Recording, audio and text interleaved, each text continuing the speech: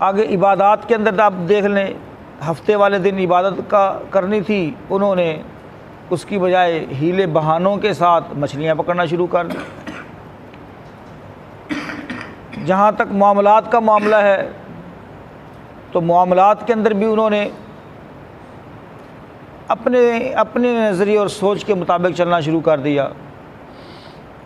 معاشیات کا مسئلہ ہے، اللہ نے سود کو حرام قرار دیا اور انہوں نے سود کو حلال کر لیا،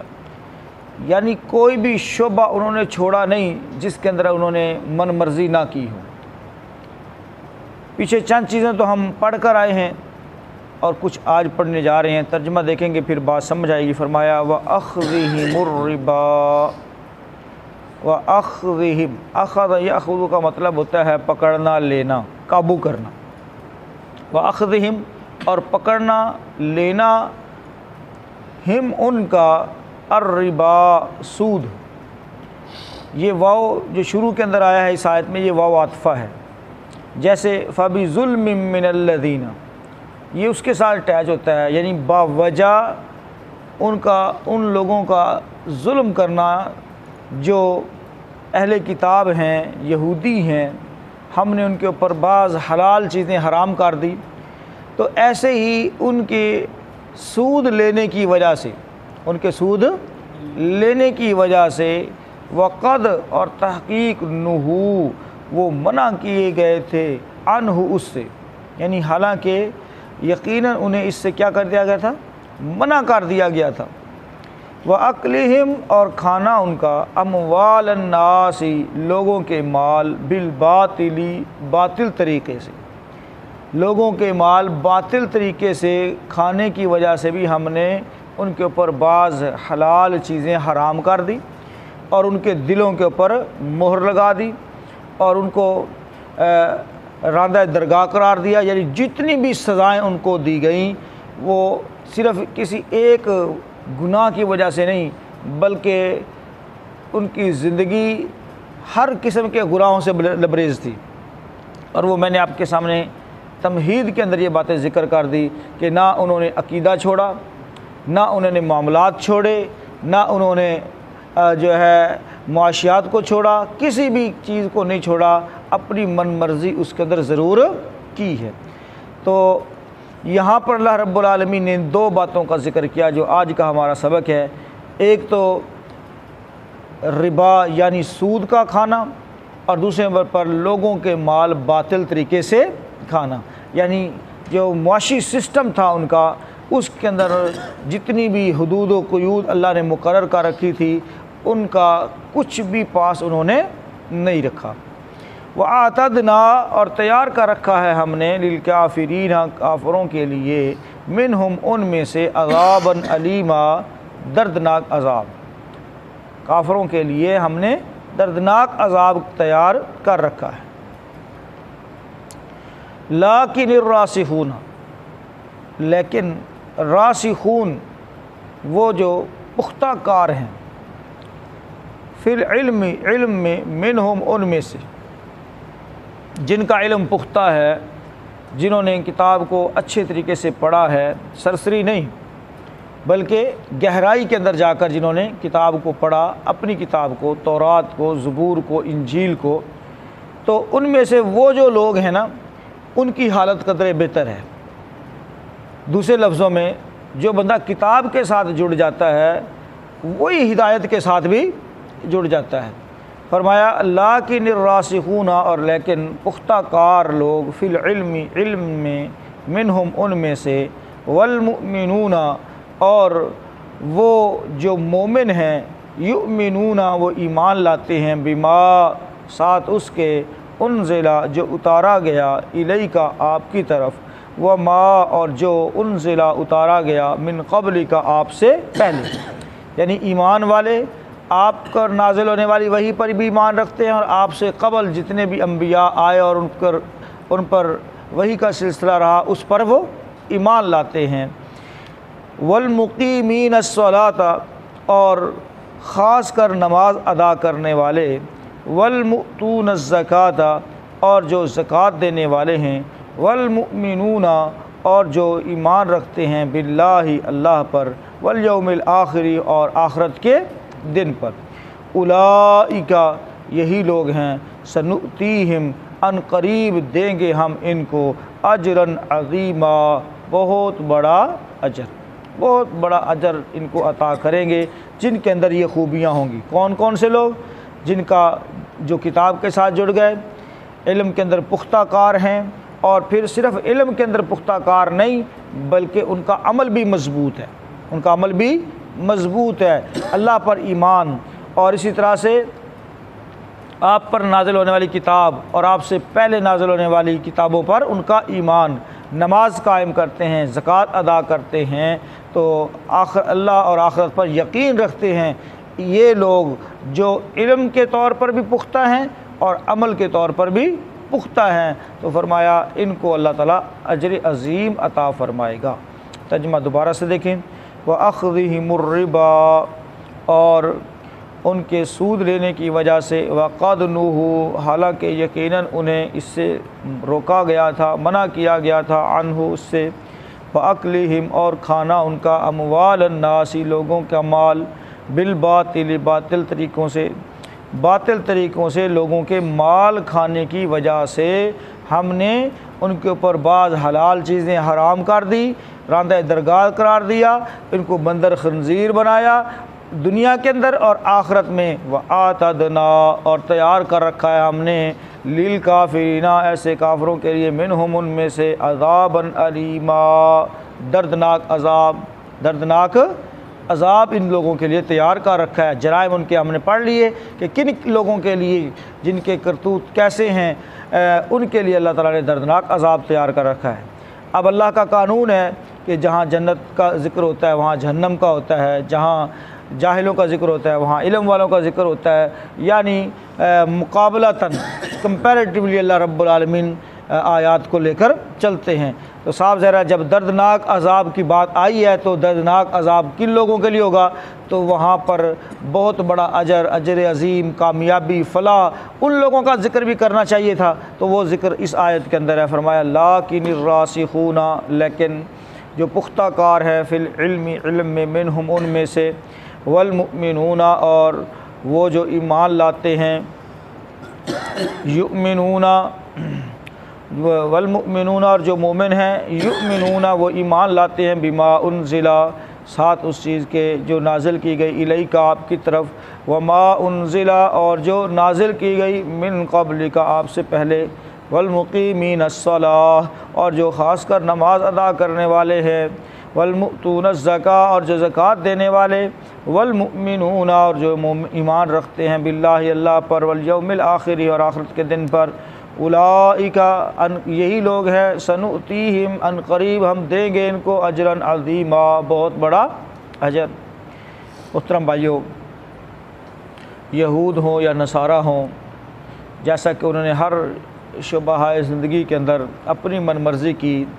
ہدایت کو چھوڑ دیا، کتاب سے رہنمائی لینا چھوڑ دی، انبیاء کی سیرت سنت کو چھوڑ کر من چاہی زندگی بسر کرنے کی کوشش کی،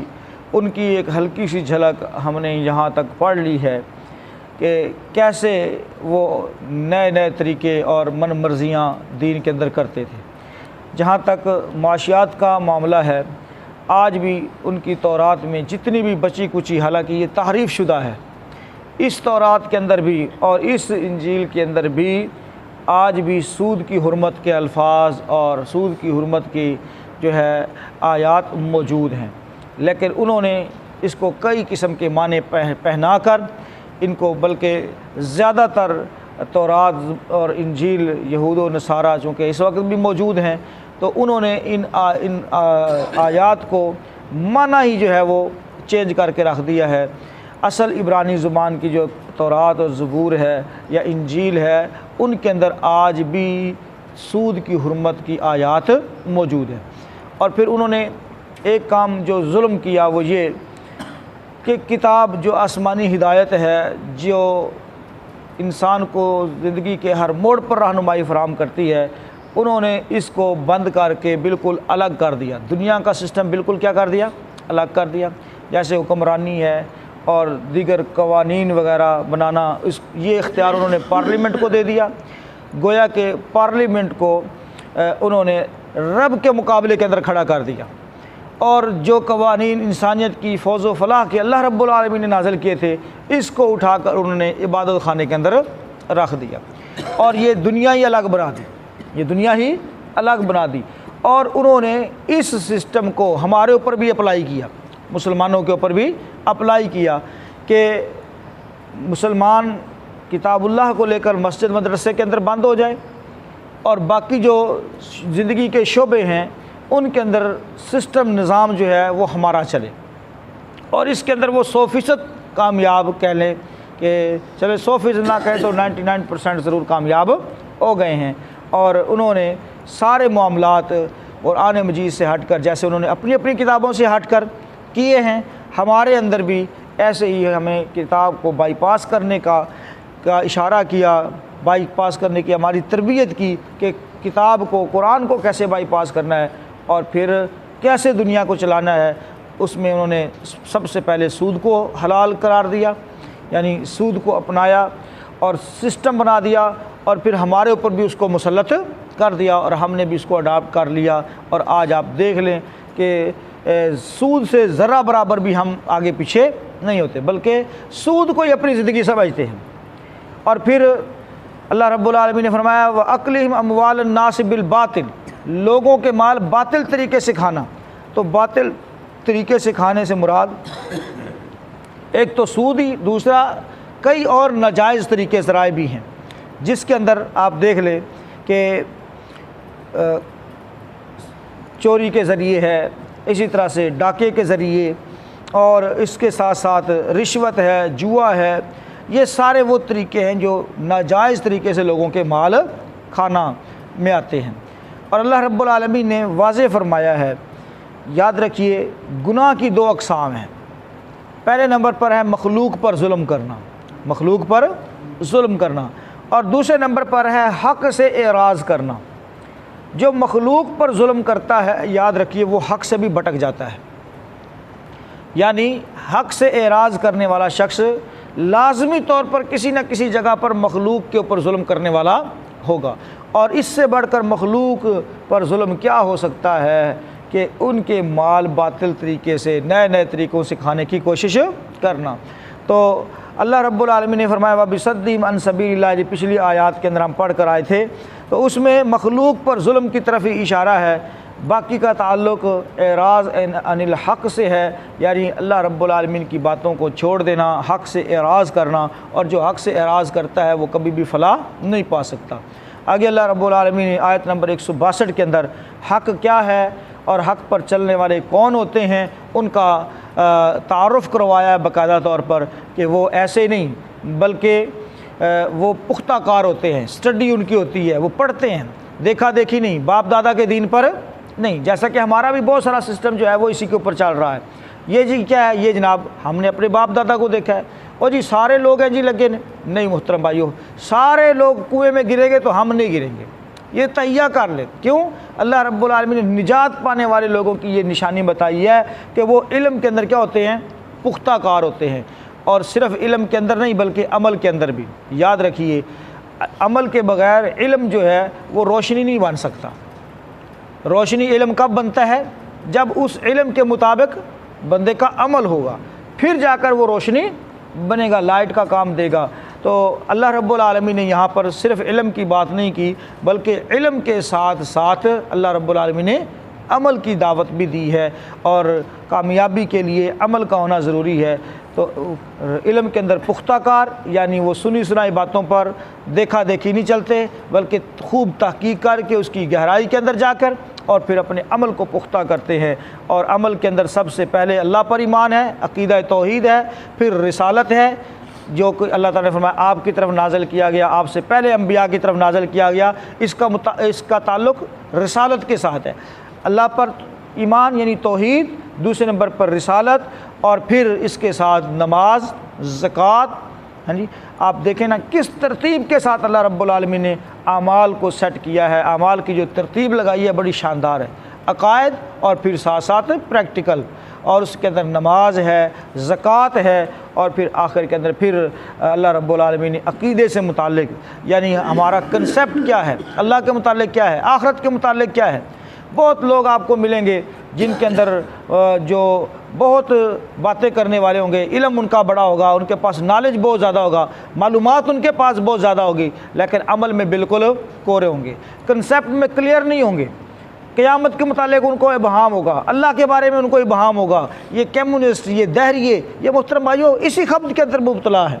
نالج ان کے پاس بڑا ہے، دنیا کے اندر ترقی انہوں نے بڑی کی ہے، لیکن ان کے پاس کوئی خاص کنسیپٹ نہیں، نہ اللہ کے بارے میں نہ آخرت کے بارے میں۔ تو دنیا میں بھی اور آخرت میں بھی ایسے لوگوں کے لیے کوئی بھلائی نہیں ہے۔ اللہ رب العالمین نے جو پختہ کار ہیں، علم والے ہیں اور ساتھ عمل والے ہیں، ان کے لیے اعلان فرمایا کہ ہم ان کو اجر عظیم سے نوازیں گے۔ اللہ رب العالمین سے دعا کرتے ہیں اللہ رب العالمین ہمیں علم کی پختگی بھی عطا فرمائے اور عمل کی پختگی بھی عطا فرمائے۔ دیکھ لیجیے